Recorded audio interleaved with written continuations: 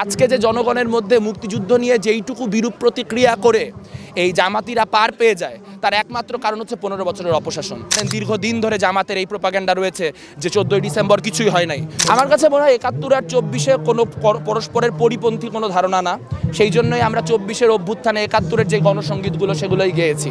কিন্তু 24-কে কাজে লাগিয়ে যারা 71 বিরোধী শক্তি, 24-কে দিয়ে 71-কে ঢাকার একটা চেষ্টা রয়েছে। রাষ্ট্রের প্রধান যখন কথা বলেন তিনি বলেন স্বাধীনতা বিরোধী শক্তি, কিন্তু তিনি আল বদর, আল শামস, রাজাকার এই শব্দগুলো উচ্চারণ করতে পারেন না।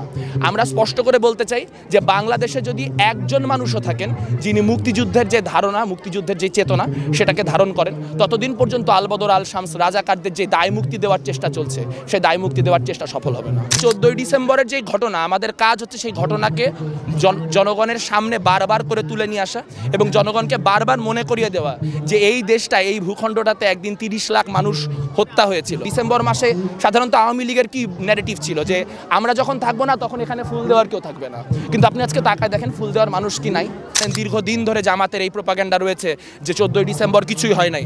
14ই ডিসেম্বরে যারা আসলে হত্যা হয়েছিল তারা আসলে পাকিস্তানপন্থী ছিলেন বা তাদেরকে আসলে হত্যা করা নানাভাবে জায়েজ ছিল, এগুলোও তাদের নানান মহল থেকে নানান সময় বলা হয়েছে। আজকে যে জনগণের মধ্যে মুক্তিযুদ্ধ নিয়ে যেইটুকু বিরূপ প্রতিক্রিয়া করে এই জামাতিরা পার পেয়ে যায় তার একমাত্র কারণ হচ্ছে 15 বছরের অপশাসন। আওয়ামী লীগের শাসন একটু ডিস্টেন্সে যাক, বাংলাদেশের মানুষের মধ্যে মুক্তিযুদ্ধের চেতনা কি পরিমাণ প্রগাঢ় সেটা আবার প্রকাশিত হবে।